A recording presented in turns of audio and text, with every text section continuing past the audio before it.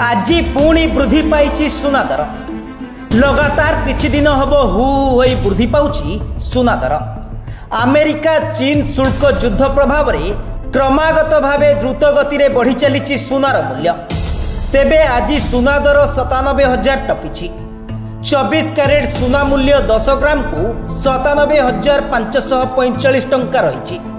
सेहीपरि 22 carat सुना मूल्य 10 ग्राम पिछा 89,000 टंका टपिछि।